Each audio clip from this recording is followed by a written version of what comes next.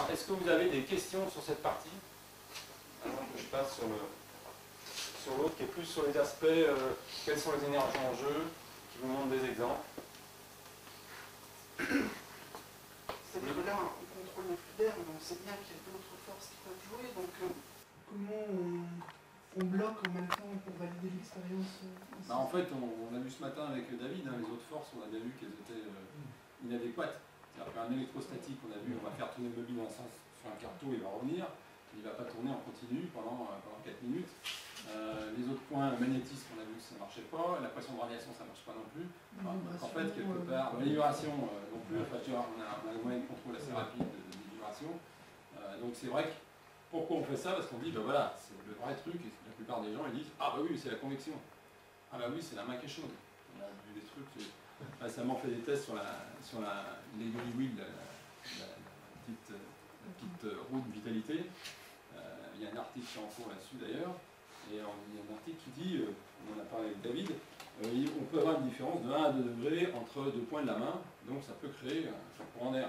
On va peut-être analyser un peu plus. Déjà la convection à la base, c'est quand même un effet, montant, c'est un effet vertical. Puisqu'en fait le principe c'est l'air qui chauffe, qui se dilate, et donc du coup un effet d'Archimède qui monte. Donc déjà il y a très peu, en dehors des orages et autres, il y a très peu de courants d'air qui peuvent aller horizontalement, quoi. Sauf si on fait un gros appel d'air.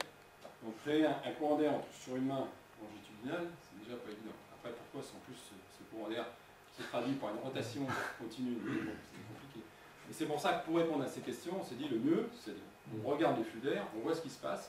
Donc David, comme il l'a expliqué, il a fait des manifs, on a fait des manifs avec des mains chaudes, des gants chauds, des machins, etc. On met un gant, on met un gant chaud dans le truc, il n'y a rien qui se passe autour. On n'a pas de tout montrer ici, mais voilà. Donc, il y a des manifs qui ont été faites de référence justement, avec gants chauds, sans gants chauds, etc. pour montrer que aujourd'hui, c'est pas le. Ce qui est nécessaire, c'est que vous montrez l'anomalie. Voilà, on montre une anomalie, après on n'est pas. Deuxième chose, pour avoir suivi un peu, avec impliqué à différents moments dans l'affaire, je pense qu'il faut vraiment nous rendre hommage par rapport à l'énorme travail en fait, qui a été fait par le bout, on le voit bien, hein, c'est quand même un très très gros boulot. On verra à la fin, il y a peut-être eu, j'ai mis 300, mais je suis sûr qu'il y a plus de 500 d'expériences qui ont été faites globalement par l'ensemble des techistes qui participent au travail. Hein. Alors quand on dit expérience, il faut être clair, c'est pas une expérience où on dit j'ai 3 personnes, un illusionniste, un expert de la thermodynamique, etc., et qui regarde les machins. Nous, une expérience, et alors là on rentre tout à fait dans la logique de dire il faut faciliter le fonctionnement, c'est quelqu'un qui est chez lui et qui dit tiens je voudrais essayer quelque chose avec un moule de cuisine par exemple, et puis qui fait tourner son moule de cuisine, qui voit que ça tourne, qui dit tiens je sors ma caméra et je filme. Alors il nous envoie la vidéo, alors évidemment vous allez me dire une vidéo ça n'a rien d'une preuve, on n'est pas là pour dire qu'on a des preuves. Mais c'est notre méthode de travail, c'est-à-dire que l'avantage, c'est qu'aujourd'hui, on a plus de 500, peut-être 300, 500, à un moment donné, on a même plus de 500 vidéos de différents corps, on pourra vous en montrer un extrait tout à l'heure, qui sont intéressants. Moi, je ne suis pas physicien, donc les questions vont peut-être être bêtes, un mobile n'a pas le même fonctionnement physique qu'un flux d'air. Il y a une inertie qui peut être particulière. Je me demandais si un peu poussé, créer une accélération du mobile, alors que le flux d'air était peut-être plus constant ou d'une vitesse inférieure. Alors, on voit bien qu'avec le ventilateur, on voit une grande différence, mais là-dessus, ce que vous voulez dire, c'est qu'il faut y avoir un effet de lancement, bien sûr. L'air pousse à plusieurs endroits le mobile qui, lui, rentre dans une rotation, et puis voilà, avec son inertie. Voilà, oui, mais bon. Un mobile qui tourne à 20 degrés par seconde, il ne peut pas tourner à 20 degrés par seconde s'il n'y a pas des flux d'air qui vont au moins à 20 degrés par seconde. C'est obligatoire que ce soit. Sauf si, comme vous le disiez très bien, 30 secondes avant, il y a eu un flux d'air de 100 mm par seconde qui a boum, lancé la feu, parce qu'après il est en inertie. On va avoir une courbe en cloche, c'est-à-dire une accélération, une phase de plateau. Alors, la phase de plateau ne va pas durer longtemps parce que l'énergie s'accélère et après il va redescendre. Donc il est obligé d'être alimenté et on est sûr que le flux d'air doit être égal. Sauf si effectivement en amont, si on est capable, c'est pour ça que nous ce qui nous intéresse, c'est pour être encore plus démonstratif, c'est d'être capable de faire une séance en PIV, donc avec la mesure des flux, aux vitesses qui ont été obtenues indépendamment de la PIV. Voilà, tout à l'heure, c'est un moteur électrique. Donc voilà, si on arrive à faire ça, je vais même la moitié de ça. L'écart entre la vitesse du mobile et les flux est tellement énorme qu'on ne discute même plus. Comme c'est exactement ce qui a été mis en avant tout à l'heure en termes de dire j'essaye d'écouter ma musique, est-ce que je monte le son ou je baisse, on est exactement là-dedans. C'est-à-dire que si le son est un peu bas, eh ben, il faut faire beaucoup plus de présentations pour dire, voyez, on sort bien du bruit, quoi. Voilà.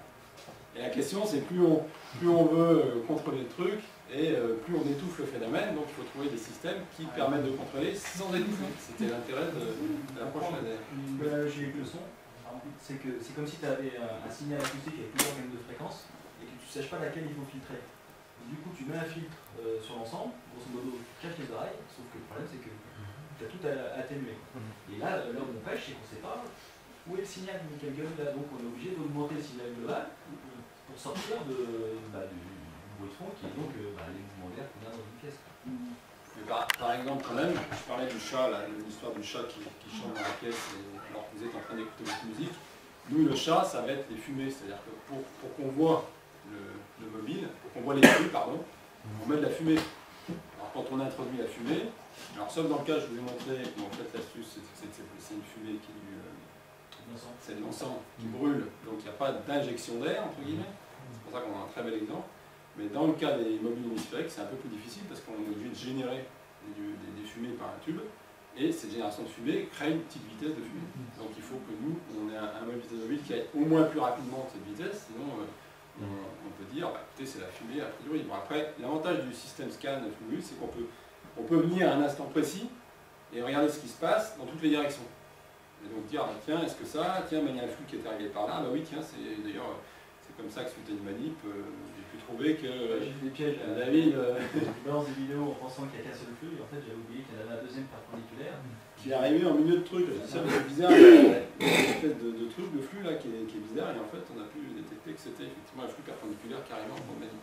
Voilà, donc ça a aussi validé la chaîne de vie. Ouais, parce que moi je fais les manips à Poitiers et Eric il les analyse à Lyon. Voilà. Et quand il voit les vidéos, à la limite, tu le regardes mais très très vite, il se jette sur son logiciel l'application qu'il a développée avec Motiva, et donc il ne sait pas en fait ce qu'il analyse, il le fait presque en aveugle. Et après il dit c'est bizarre les résultats. C'est pour ça que je reprends la vidéo. Je reprends la vidéo, et moi je me rappelle d'avoir fait, comment je l'ai fait, je dis bah oui c'est parce que là j'ai mis ça, et on s'en rend compte en fait que ça se retrouve. Donc ça effectivement c'est développé sous MATLAB en fait. Ah pardon, oui, Peter. Donc tu as contrôlé la circulation en fait, à l'extérieur et à l'intérieur. Est-ce que c'est possible? Ça c'est une super question parce qu'en fait c'est des conditions qu'on a avec David. Parce que comme on prend par-dessus, a priori on devrait prendre les images du dessus pour la partie mobile. Alors pour la partie pyramide comme on l'a vu là juste avant, c'est effectivement là on prend les flux, donc on a mesuré les flux qui sont, quand vous avez vu la petite vidéo, en fait on voit les flux, on mesure les flux qui sont sur les arêtes et on voit les flux qui sont dans l'air qui est entre les arêtes. D'accord. Donc là, entre guillemets, c'est assez clair avec la pyramide. Avec le mobile hémisphérique, le problème c'est qu'on peut prendre des artefacts lumineux qui sont liés à la surface du mobile. 2, on peut prendre des flux d'air qui sont quand même passés par-dessus le mobile et qu'on voit. Et 3, on peut voir les flux d'air qui sont en dessous. Donc on a certaines expériences dans les manips qu'on a faites où là clairement on voit le flux qui est en dessous. Donc on voit qu'effectivement il y a un entraînement de l'air à l'intérieur du mobile. Parce qu'il faut tout comprendre. Et aussi, c'est pas. C'est dans une situation stable, laminaire. Donc on peut raisonner que oui, si la vitesse du gaz est plus élevée ou moins élevée que ça tombe, il y a des conclusions. Mais donc quand c'est pas le cas, et qu'il y a de la circulation transversale, des courants tourbillonnaires et des turbulences.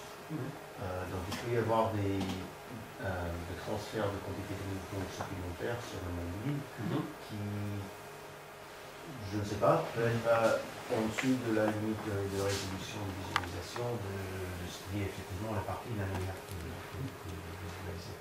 Donc ça c'est juste éventuellement où quelqu'un peut poser des questions et demander s'il y a si le bilan de quantité de mouvement est bien valide. D'accord. Bon, sachant qu'on est quand même sur l'intérêt justement en grande échelle, c'est qu'on est sur un aspect moyen âge qu'on peut complètement piloter. Donc c'est-à-dire qu'on va avoir Une chose qu'on peut toujours faire, c'est que si vous connaissez grosso modo les vitesses et la taille du mobile, vous calculez le constant de Reynolds pour savoir si vous êtes dans quel régime, turbulent ou autre, pour voir si par exemple ça reste dans la zone laminaire, donc c'est clair. Mais probablement ce n'est pas le cas, au moins sur la totalité de l'objet. Et dans ce cas, il faut peut-être juste réfléchir un petit peu à le passage de fluidique entre d'autres régimes de flow. Sachant que là, en fait, on travaille sur deux types d'expériences. Donc, il y a l'expérience avec Tekist, où là, on a des flux qui sont plutôt laminaires, parce qu'on a d'abord on a un faible vitesse, mais on est sur des vitesses qui sont 10, 20, 30 mm par seconde. D'accord. Alors qu'effectivement, quand on fait l'expérience de référence, l'objectif étant de pousser un petit peu, on monte à 200 mm par seconde, et c'est là qu'on a plus de difficultés, justement, y compris avec la PIV, parce qu'on est à la limite des vitesses. Donc on est obligé de faire des manips un peu différentes. Donc c'est plutôt sur la manip référence. Sur la manip Tekist, on n'a pas de grosse surprise quand même. Surtout qu'on est quand même, on a une définition qui est quand même assez bonne, et on a une bonne visibilité des flux, à l'image près. En fait, c'est très, je suis d'accord avec le produit, c'est très fascinant, c'est très bon. Ça soit encore un peu plus. S'il y avait juste quelque part la référence de quel est le constant de Reynolds sur différentes parties de mobile, si c'est une mobile, c'est des références pour l'expert. D'accord. Et éventuellement, si c'est juste pour explorer les milieux fluidiques un petit peu plus, ce sera intéressant de voir si le même genre de test, pas avec les Tekist, mais avec les tests, avec une surface de mobile qui est revenue ou qui a une interaction différente avec les flux. Alors, ce qu'on a fait pour vérifier si c'était le flux d'air qui était responsable du mouvement du mobile, l'inverse ou les deux, c'est qu'on a imaginé un système où on fait tourner le mobile. Donc c'est un axe avec un motoréducteur et on regarde dans un flux qui est au départ stable et équilibre l'impact de la rotation du mobile sur le flux d'air. Et en fait, le mobile n'entraîne pas l'air. Il entraîne sur une couche qui est l'ordre de 3-4 mm et qui correspond dans l'analyse PIV à une zone d'incertitude. C'est-à-dire que partout où il y a un bout de mobile et un bout d'air, le logiciel, des fois, il ne sait pas faire les distinguos entre les deux. Donc ça veut dire que lorsque on fait tourner le mobile d'une manière mécanique classique, on n'obtient pas les mêmes observations qu'en situation de T4. Donc déjà il y a quelque chose qui nous fait dire que ce n'est pas le mobile qui entraîne l'air. Et à l'inverse, quand on veut faire tourner le mobile en utilisant les mêmes configurations questionnaires d'air, on n'y arrive pas non plus. On peut l'ensouffler. Même pas, parce que si on prend un saladier par exemple, et qu'on fait, Il a fait des tests intéressants. on fait tourner l'air dans le saladier, bah, c'est pas comme le café dans la tasse, quoi. L'air, bah, ça se ralentit très très vite, ça se déforme énormément, c'est extrêmement plastique. Et donc en fait, pour faire tourner un mobile dans un saladier en envoyant de l'air de manière tangentielle, il faut envoyer beaucoup d'air. Ça marche pas avec très peu d'air. Et quand on a une vitesse de rotation de mobile qui est très faible, c'est encore plus difficile de l'expliquer qu'une rotation de mobile qui est rapide. Et si vous essayez chez vous de faire tourner votre mobile en soufflant dessus le plus lentement possible, vous allez voir qu'il faut vraiment vous concentrer pour que ça marche. On parle d'un mouvement constant. Parce qu'on a une vitesse sur une minute où le mobile, sa vitesse varie très peu. Donc c'est très difficile à faire. Alors je propose qu'on passe à la suite. C'est